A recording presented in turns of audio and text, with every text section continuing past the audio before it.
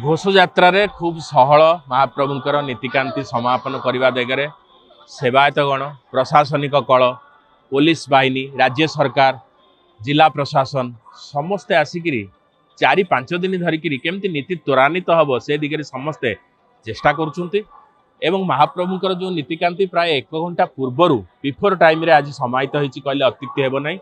राति सारा महाप्रभुंकर अंग वस्त्र जोटा कहुए छेनापटा लगी 5 घंटा 6 घंटा समय धरी अंगलागी सेवक दैतापति माने ए कार्य को निर्वाह करिसंती। तेणु महाप्रभु जितेबाला पहंड मणि होकर रथारूढ़ हेबे अंग को कष्ट न होगापाई श्रीअंग को ये व्यवस्था करा जाय थाए। तेणु से अवस्था महाप्रभु चका बैठी उपर विराजमान करिसंती एवं प्रत्युषरु सकाळ प्रायतः 5:50 समय महाप्रभुंकर आज मंगला आलती नीति समापन होईची। तापरे महाप्रभुंकर अवकाश नीति अवकाश अर्थात स्नान नीति सरिवा परे महाप्रभु अपूर्व बेशरे विभूषित होइचंती एवं वर्तमान महाप्रभुंकर खेचेड़ी भोग बा सकाळ धूप बा राजभोग चलीची।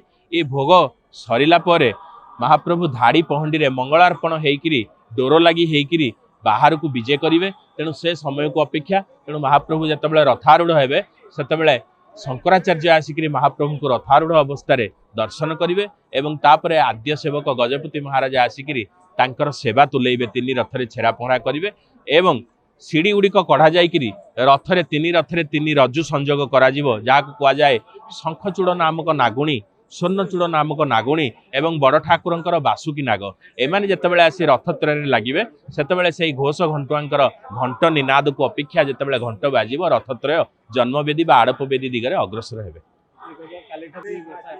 वर्षा आज की 4 दिन 5 दिन हला अबारित भाव में वर्षा होउची जेते सब खालुआ अंचल जलमग्न होईची। तेणु महाप्रभु केमिति विजय हेबे वर्षा जल पड़िबो तांको श्रीअंगरे ओदा हेबे आमे सब आतंकित बा आशंकार रहितलु। देखंतु वर्तमान वर्षा बंद हो साराणी।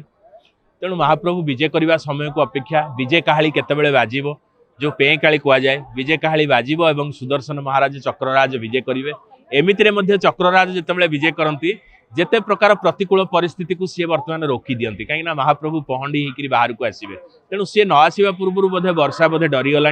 तेणु वर्षा बंद हो सारा धाड़ी पहंडी रे महाप्रभु रसिक डोर को छिन्न करी जेतेबेले विजय करिवे से समय को समस्त भक्त माने प्राय राति 2टा 3टारू बड़दाण्डे दंडायमान होकर समस्ते रहिचंती निजर भाव निजर भक्ति एगुड़िक प्रदर्शन करने नृत्यांगना माने मध्य नृत्य से माने निजर प्रदर्शन करुचंती गांधर्व विद्या एवं समस्त भक्त माने सेवक माने एमाने मध्य चाहि रहिचंती महाप्रभु केतेबेले सिंहद्वार खोलिबो बाहर को प्रस्थान करिवे एवं रथ उपरे आरोहण करिवे।